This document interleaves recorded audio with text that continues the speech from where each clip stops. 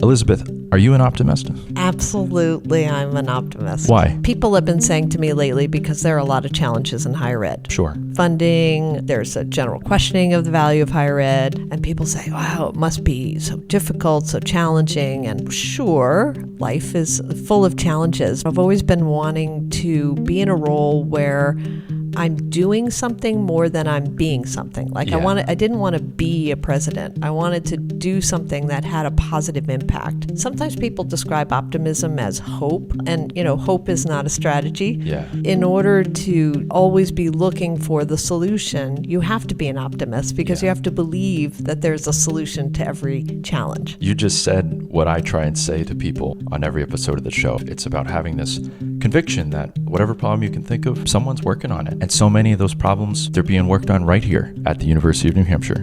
And it's great.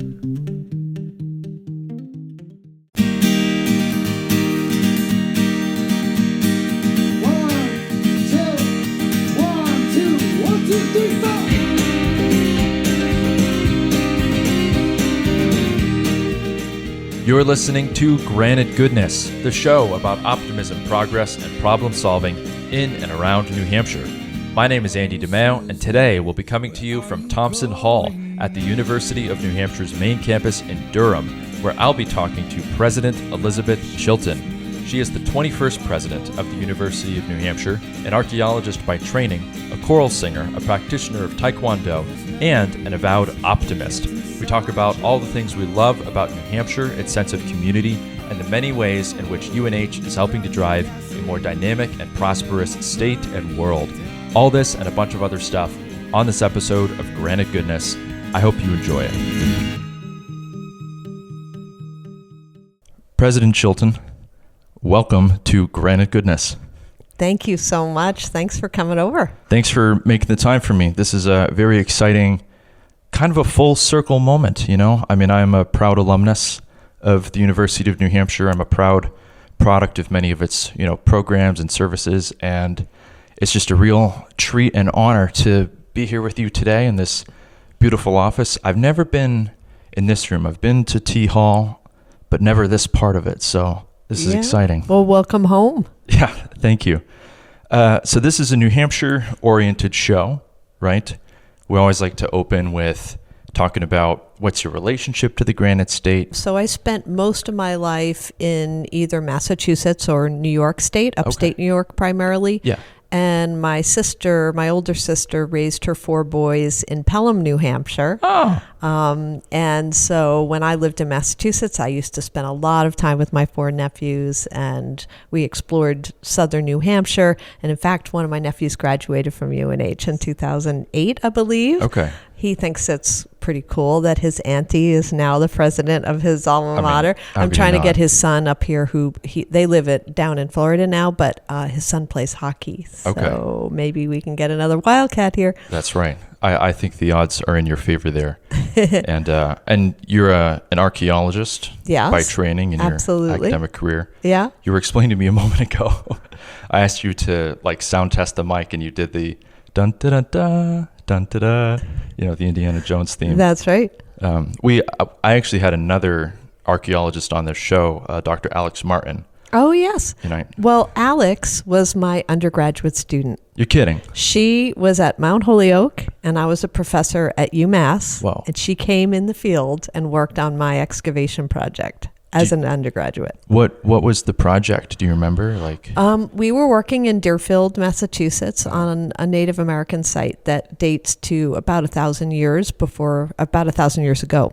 And so there was a Native American village there, and it was a field school. So we were training students on all the different methods of excavation and lab analysis and such. And then I ended up serving on her honors thesis that she wrote at Mount Holyoke. And so she and I were both delighted to reconnect with me coming to the Seacoast. Oh my gosh. Well, clearly you made some kind of impression. Given that she's I didn't turn her off archaeology. That's right. Well, the joke that she made, and I'm sure you have opinions too. She's like, it's not a huge community. There aren't a ton of New Hampshire-oriented archaeologists out there. She's like, maybe there's 8 of us. So but that's one of the fun things about New Hampshire, and I'm kind of curious if this has been your experience of it. A lot of people like New Hampshire because to put it in a fancy sounding way, we have a lot of social capital, right? Mm-hmm. We have a lot of community. People are very locally oriented, and the joke about 2 degrees of separation, right? Like this is a good example even, right? Like that one of the guests who's come on the show, you were her advisor and mentor. Like you can't make up how tight knit the communities are. Coming into this role as the leader of the flagship institution, how has that sense of community felt for you?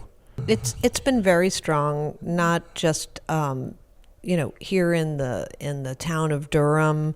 I feel a really close connection. I met the town council members and the town administrator, but the campus itself as well. As I'm going around, students recognize me. They say, "Hi, are you President Chilton?" Like when I go to the gym in the morning, they'll sometimes stop me and say hello. And I've been at universities for most of my adult life, and that strong sense of community is really clear here.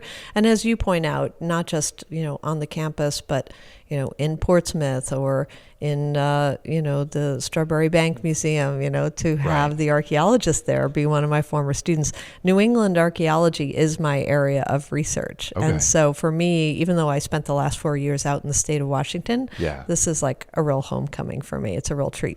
Right.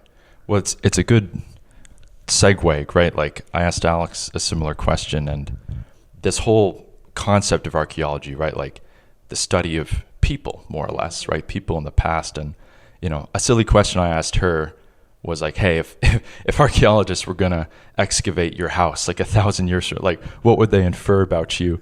But, it does relate it to the work you do here, right? In the scale of it. It raises this interesting question of legacy, right? 1,000 years is a long time horizon. Alex's specialty, which I think is pretty interesting, is like more in the shorter term of like, there is a relevant discipline of archaeology for, the 50 to 100 year, like we can learn about people from that time period, right? So when you think of the impact that you want to have in this role, even from an archaeologist's standpoint, which might be an exaggeration, if you think 50 years, 100 years, like, what do you want people to know about the way that you approach solving problems and the impact you want to have here at UNH? It's a great question. One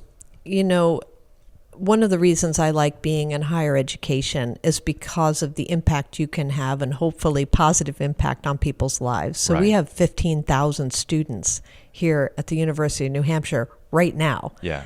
And so if I were to stay here for 10 years, actions that I take could potentially have positive impact on that many young people's lives. Yeah. Many of whom I hope stay, live, and work in New Hampshire. Right. So the impact on the state is tremendous, and that's just talking about our students. The impact on faculty and our staff and quality of life for the state and for everyone who comes through here. So that really is, what keeps me, going is that thinking about that long-term legacy. It's like I never left college, because I'm still here. Yeah. Everyone else seems to be getting younger, but I'm still I'm still in college, and that constant pursuit of new knowledge and the creation of new knowledge.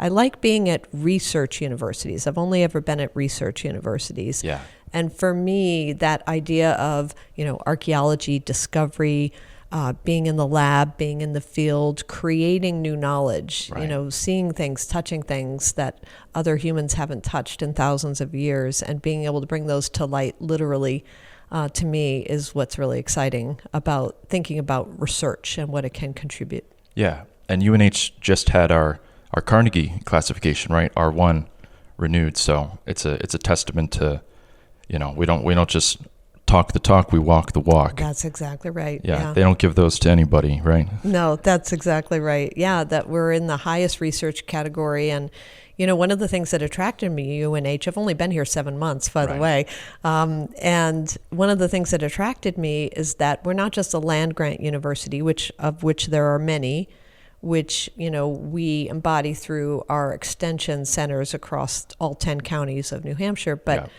we're also a sea grant and a space grant. Right. And there are very few universities that have all three designations because of the work we do with NOAA and NASA. And, that's really exciting. We've got the sea, we have the space, we have the land. Yeah. And it's really a comprehensive research university. Well, I will tell you, part of the theme and, my favorite part of kind of doing this show, right, is, New Hampshire, a lot of people tend to underestimate it, right? It's not a huge state, in terms of population or land mass, it's not a particularly diverse state, right? And, you could construe a lot of those things as, disadvantages, but there are so many ways, in my view, that we kind of punch above our weight, so to speak, right? And the heart and soul of that, in my view, so much of it is the university system. Like it really is, even my background, right? Like I studied sustainability and environmental conservation, and it was a thing I kind of fell into by accident, and it was just like dumb luck almost that, I didn't know this before I went into the major program, but UNH is actually like one of the most, like we're a leader on all this sustainability stuff, and the people at the institute are just amazing and brilliant, and I just like it's not a thing that you would necessarily expect, I guess, this form of innovative leadership, and there are so many examples of that in the university system, or even the extension program. I love talking about there's a hotline for gardening help. Yeah. You can call a master gardener anytime and ask them about seed preparation, and they'll get back to you. Yeah, or I'm thinking about what I've learned since I came here. I mean, you're right. We're kind of a hidden gem. Yeah. I want to take us from being hidden to being just a gem and being recognized that, right? I mean, you mentioned sustainability. We're the only university in New England that has the STARS Platinum rating for our sustainability, and only one of 8 in the country. Yeah. We need to shout that from the rooftops. And, you're talking about, our extension, but also our research work in sustainability, our Aquafort working with, fisheries to, create more sustainable fishing, and our growing steelhead trout out in our Aquafort off the Isle of Shoals. And, that kind of work, we just need to get that out. Yeah. Because you're right, we punch above our weight for sure. Yeah. I would put, and not just in terms of, the science and, the economic strength and prestige, artistically too. There's a whole, I just went on this podcast the other day, these two wonderful women, they run this thing called Creative Guts, and it's all about, they've been doing it for 5 years, just they talk to anybody, but they kind of have a regional New Hampshire focus.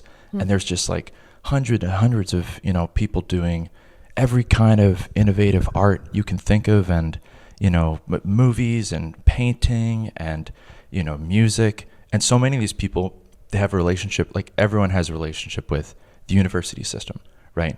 So many of them, I mean, the Seacoast even, right, is just this hub, this engine of innovation and creativity, because I think there's a cycling of new intellect, new brains, young people, young energy. And I know it's fun to hear you mention that, right?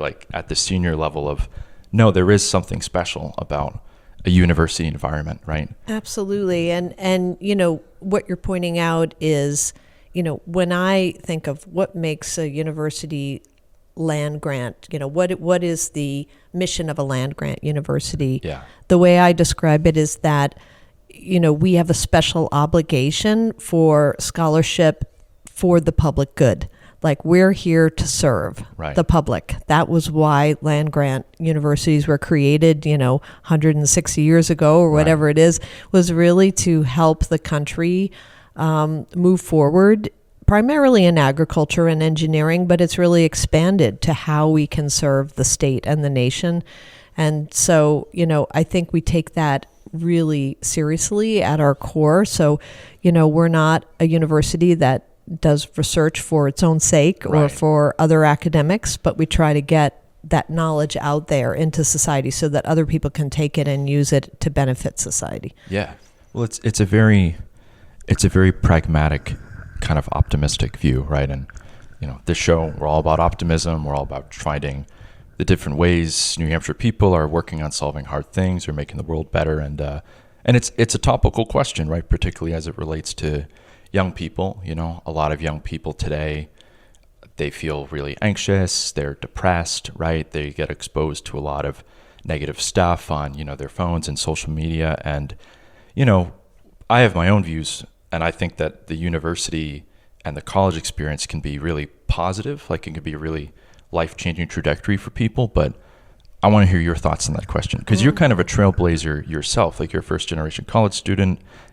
How can the university experience be a positive change in people's lives? Yeah, it's such an important question. I mean, I really think when people ask me, like, what is college for? Yeah. Which right now, that is an existential question that is being put out there.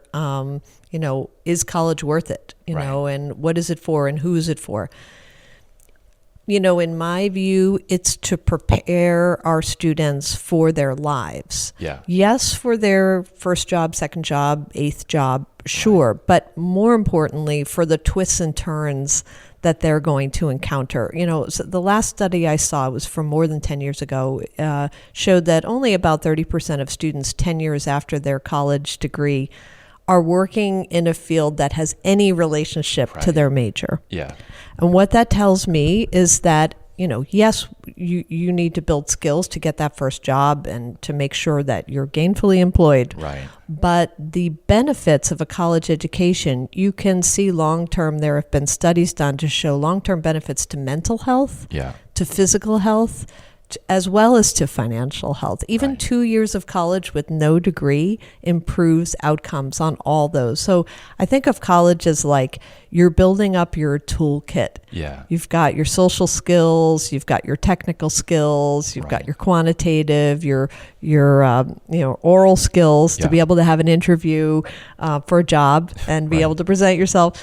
You're taking all these, and then throughout your life, one of the reasons why I like staying in the university setting is that I'm still always adding to that toolkit that I can apply to whatever it is I need to do. So you're the ultimate college student. Exactly. I'm in what grade am I in now? 40th grade or something. That's right. Well, you were telling me a moment ago, you're like, I'm only a yellow belt in taekwondo, which that's you should, right. I like that you mentioned like the temptation in my head. I'm like, oh man, there's such an opportunity for you. Like when students approach you at the gym or just on the street and they're like, are you the president? Do you ever just feel like messing with them, being like, oh no, I'm a student, right? Which isn't technically a lot. Like you are a student, right? In all these different ways. Absolutely. I mean, when I go to the gym in the morning here at Hamel Rec Center, I'm very typically the only person over 25 in that entire gym. So I probably stand out. I always wonder, like, how did they know who I was? And I'm thinking, like, have my baseball cap on. I'm like, I think it's pretty obvious. Incognito. Well, you never know. You've got the taekwondo moves. That's exactly right. Yeah, I'm a yellow belt in taekwondo. My son was 7 or 8 years old and really wanted to do taekwondo and actually wanted me to do it with him. And I knew there would come a time where my son, he's now 23, would not want to be taking classes with his mother. So I thought, I can't say no. And so he ended up being a black belt. Okay. But when I got to be a yellow belt and they had me sparring with 14-year-old boys, I knew that either I was going to get hurt or I was going to get in trouble for hurting someone else. So I decided I would stop there. Not an optimal pairing. Yeah. Well, that's actually, you must think about this a lot, right? Like, and I'm curious, having a son, right, who's kind of college age, right, who's around there, that must be interesting for you, right? Like to be in this really cool position of like setting the vision, having the leadership, but then also to have a direct personal connection, right? Of like, I know someone right now who's experiencing, like what it's like to be college age. Yeah, 100%. What has that been like? Has it changed your perspective? Or like, I mean, you know many college students and people young, of course, but being in this role while having a person of the same age, I think is an interesting, I want your thoughts on that. Really helpful and really brought it home. I mean, he was a freshman in college in 2020 when the pandemic broke out and was sent home, that March. Didn't come back again until the fall, but his college reopened. And so he went back to school. Yeah. So I got to experience, not only what he experienced during the early days of the pandemic when you're 18, 19 years old. It was hard on all of us, but I could see what it would be like to experience that pandemic when you're a young person trying to find your life path, right? Trying to find out who you are as a person. I mean, that 18 to 22-year-old range is when you're really, truly becoming an independent adult. Oh, yeah. And you may be technically an adult when you're 18, but you're still finding your path. I know I was not fully adult, fully mature. I think I'm still working on it, but almost there. Seeing, and also all of his friends, his close friends, the mental health impacts, the sometimes physical health impacts, the questioning of what they were going to major in or do after college. And so got to experience that. At that time, I was a provost and then eventually a chancellor. And then, coming here, I run things by my son. Yeah. I say to him, he's not in college now. He's applying to a master's program, but I sometimes say, this is what I'm thinking of doing, whether it's about how I communicate with students, what social media platforms or, how to approach a lot of the big questions that are being asked of university leaders now. Yeah. Well, I think you're smart to do that, and even I can tell you it's all relative, right? Like these degrees of relatability, I'm 29, I'm going to turn 30 in a couple months. And I can tell you, like there's a distinct moment where I started to feel like, these people don't see me as a peer anymore, like when I'm around college age students. And I remember feeling like, I'd go to shows in people's basements, and I used to play in a punk band and like do all that stuff. And you can still do that by all means. I love when people reinvent themselves and continue to innovate and do cool stuff as they grow older. They shouldn't stop, but it's not this so whenever I've had the chance to give, career advice or be a mentor to younger people, it's a little different, when I talk to colleagues of mine who are a little younger than me, I tell them, take advantage of it. Like there's a half-life, right, to your relatability or kind of sense of collegiality with young people. Mm-hmm. And it's hard. Like when you're young, you think, I'm hip. I'll never not, I don't know what it's like not to know. But now, I find words all the time. I have no idea what they mean. Yeah. I'm not on TikTok. I don't know any of that stuff. That's exactly right. I mean, my mother, who, she lived to be 91 years old, but I remember when she was like 89 or 90, she said, my body is old, but in my mind, I'm still like 25. I'm the same person. Yeah. And so every once in a while, when I tell my son, I'm thinking about doing X or Y on campus, he just sort of gives me that look like, Mom, not cool. Yeah. No, do not do that. That's a no. Leave the typewriter in the closet. Right? I think typewriters are cool, for the record. Yes. Well, I did actually write my senior honors thesis in college on an electric typewriter. But then when I went to grad school when I was 25, it was all computers all the way. Okay. But, people ask me, I dropped the puck and that's great. Yeah. And I flipped the coin on the football field. And, but then they asked me to sing the national anthem. And my son gave me that look I do sing. I sing in a local choral group. But, I'm not a professional singer. And he just sort of gave me that look that let me know, maybe that's a little step too far. Yeah. Well, maybe it could be, again, having the experience of singing in a choir, you could get up there and say, hey, we're going to do this national anthem. We're all going to sing it. Oh, I like How about that, right? I like that. That could be your pivot on the way out. No, it is this interesting, fun question, right? Of, the college experience certainly changed over time, right? Certainly changed from when you were first in college. And I'd like to hear, if you have any reflections on that. So as a first generation college student, I didn't identify that as anything unusual. My father fought in the Second World War, and I was a late baby in the family, but there were 5 of us, and we all went to post-high school. My one sister got a nursing degree, but the other 4 of us got bachelor's. Eventually, 2 of us got masters and 2 of us got PhDs. So the role of education was really drilled home to us. Yeah. But when I went to college, because my parents didn't have that experience, they couldn't really guide me in the way that maybe some families could. And, My first year, I thought when a professor put office hours on their syllabus that you shouldn't disturb them during that time, because I thought it was like they're working on their books or whatever they do. Like it didn't say come see us. And so there's all this coded stuff that you don't, especially when I was starting out. I started college in 1981. Right. It just, you assumed that everyone knew what they were supposed to do. And if you didn't belong. Yeah. Quite frankly. And now, I didn't hear the word first gen Right. until I was a tenured full professor and a department chair. Wow. And I heard it in a meeting with an enrollment manager who was saying first gen this and first gen's that. And I'm like, what's that word you're saying? Yeah. First gens, first Right. generation college students. And college students whose parents didn't go to get a college degree. And I said, oh my God, this light bulb went off. Right. I suddenly understood my freshman experience, Yeah. why I felt I didn't belong. Right. Because most of the school I went to my first year, most of the students had gone to prep schools or certainly were not first gen. There were some legacy kids there. I went to a liberal arts college my first freshman year. Yeah. And I ended up transferring to a public university Right. where I felt very much at home because there were more kids like me, but I couldn't have articulated at 18 why I didn't feel like I belonged. Now, the way that it has changed, that we have first gen honor societies and we have first gen programs and most students understand what that is. Of course, fewer students, or I guess I would say it was more the norm when I was a student because of the fact that many of our parents had fought in the war and many of them hadn't gone to school.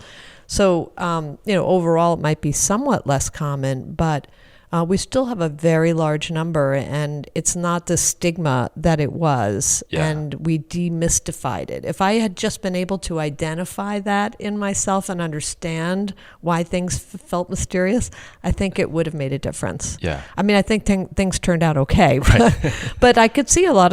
I mean, I dropped out for one semester. I came back and finished on time, but it really jarred me that first year of being a freshman and not having the support system. Yeah.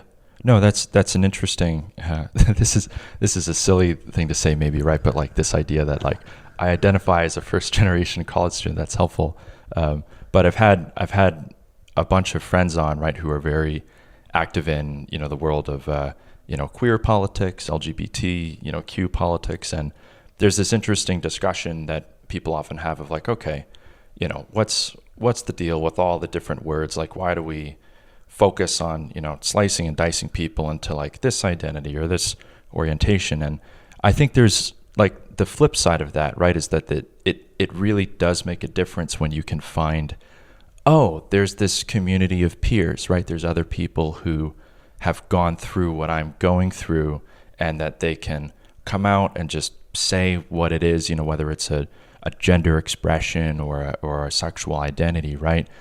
There is I think for people who it's easier for them to fit in to the anything that isn't out of the norm, it's hard for them to understand the utility and the value of I don't fit in, and it matters to me to find community. Absolutely. Right? I mean, I know belonging is kind of a catchword these days, but I've been using it for a long time because once I realized, I am a first generation college student, sort of helped me understand my own experience and helps inform how I approach other kinds of identity and experiences, because belonging is so critical.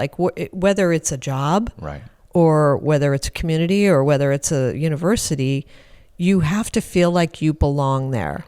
And that is in part about feeling accepted for who you are, regardless of what your background is. But it's also about finding within a university community the group that you want to hang with.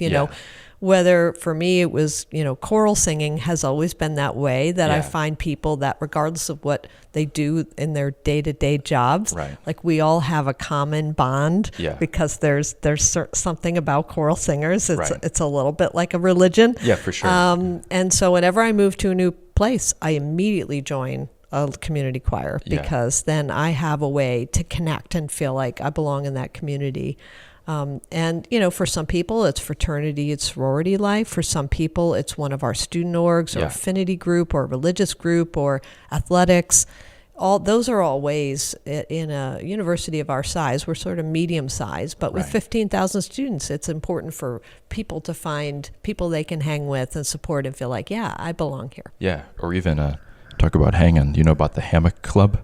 I don't know about the hammock club, but I've seen the hammock, so I figured there was something going on over there. There's a whole organization. I believe I know she claims to be the founder of the hammock club. This is a title of some dispute.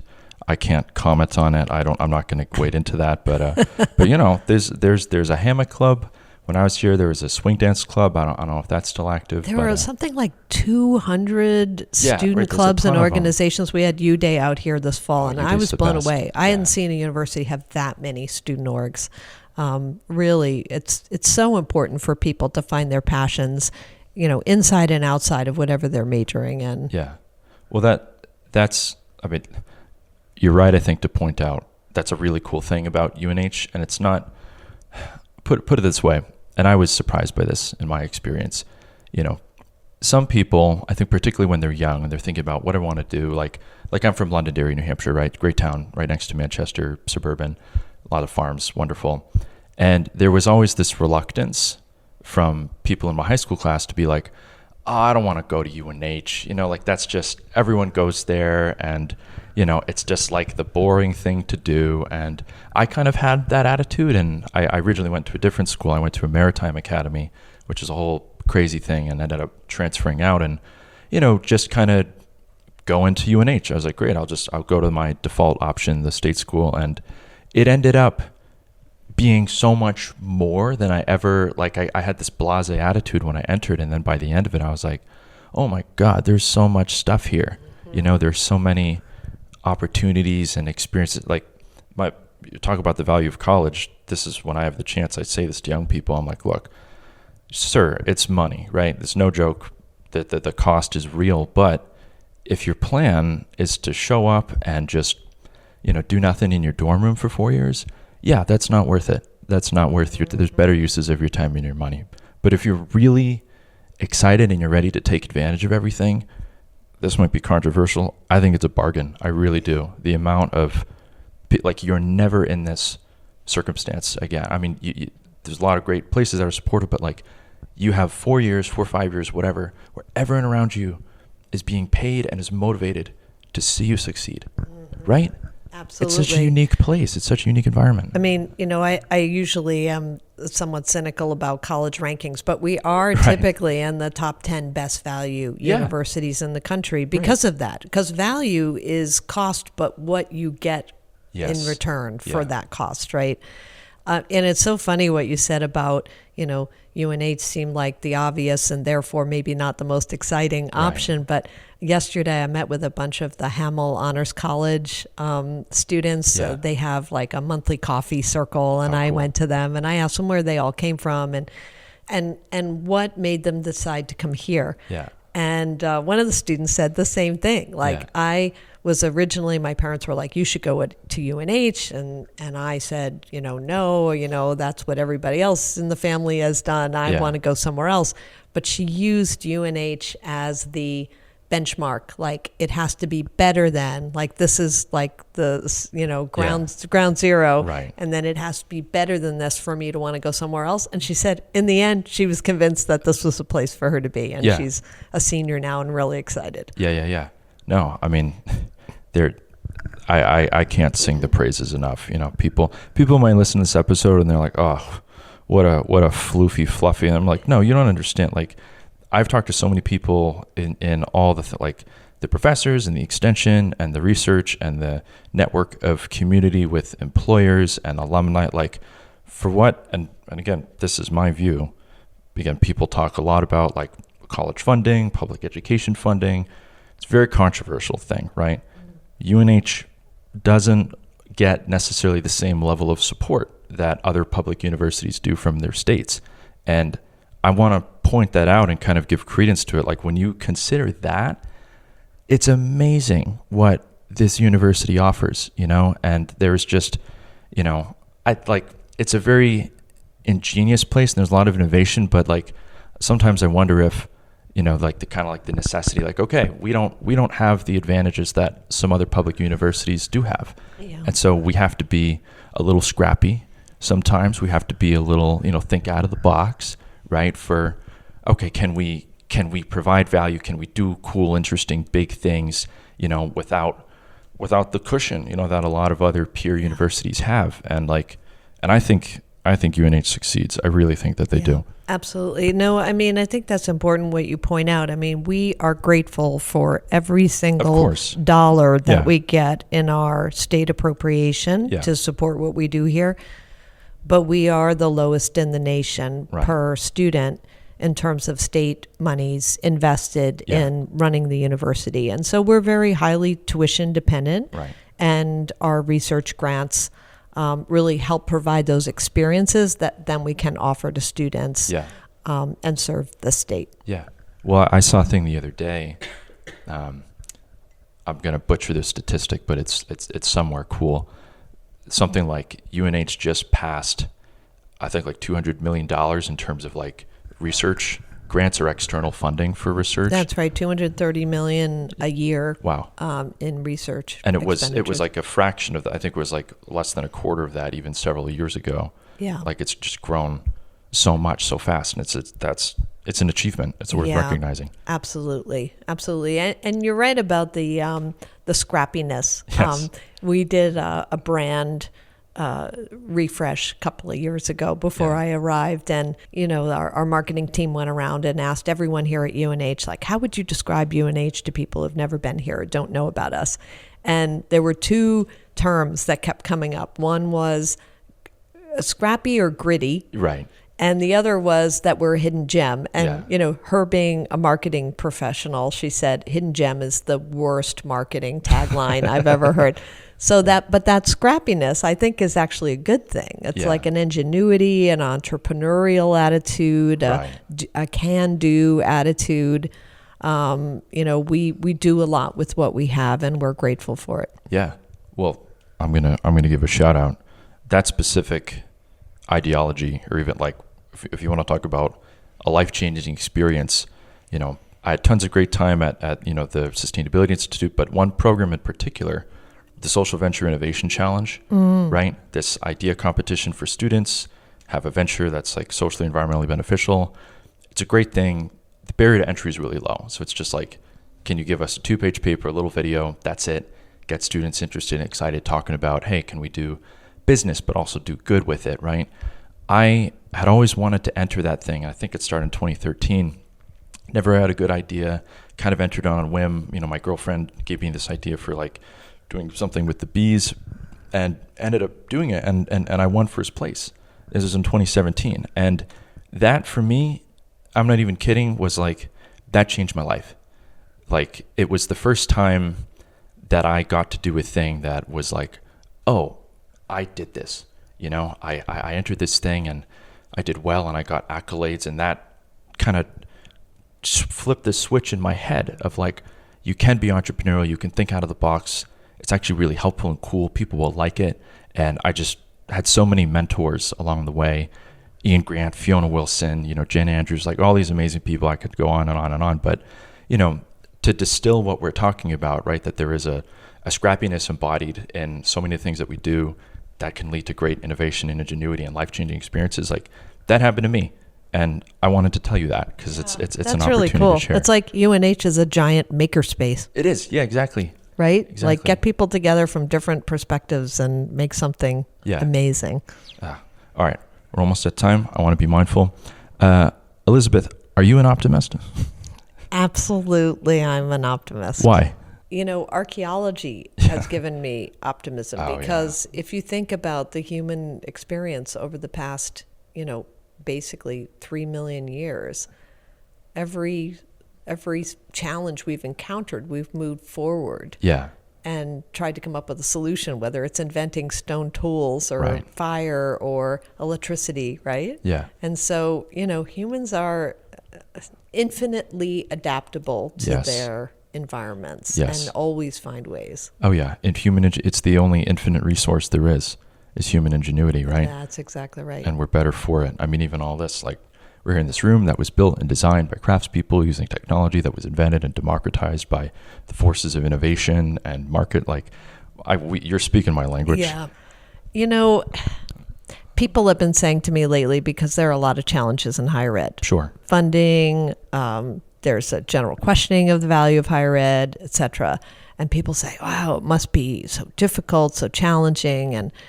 And sure, life is full of challenges. But to me, always looking at, I've always been wanting to be in a role where I'm doing something more than I'm being something. I didn't want to be a president. I wanted to do something that had a positive impact. And so I always look at, okay, here's the context, here's the challenge, here's the assets, here's the possibilities. Yeah. Always trying to move forward. Sometimes people describe optimism as hope, hopeful, and hope is not a strategy. Yeah. So it's more about I'm a born problem solver, and in order to always be looking for the solution, you have to be an optimist, because you have to believe that there's a solution to every challenge. Right. And so that's really the perspective that I bring. I love that. You just you just said what I try and say to people almost verbatim on every episode of the show of hey, it's not about being naive. It's about having this conviction that whatever problem you can think of, someone's working on it, And I don't say that so that you can have a complacency. I'd say it so that you can find out, you can get excited, you can find how you can help. Yeah. And so many of those problems, they're being worked on right here at the University of New Hampshire. And it's great. Well, thank you so much. Yeah, no, thank you for the time. And this was real fun. It'd be fun. We should do this every year if you'll make the time for me. It'd yeah, really absolutely. We can get into archaeology next time. Oh my God, we'll get into archaeology, taekwondo, everything. Yeah. Thank you, President Chilton, very much. Thank you so much. Hey there, thanks for spending some time with us, and I hope you enjoyed the conversation. You can learn more about today's guest and how to get involved with or support their work in the show notes. If you'd like to suggest a guest for the show or have any story tips for our Good News in New Hampshire newsletter, shoot me a message at hello@granitegoodness.com. Music for this episode was provided by the band Sneaky Miles, who hail from Newmarket, New Hampshire. Until next time, I'm the creator and host of Granite Goodness, Andy DeMeo. Thanks for listening.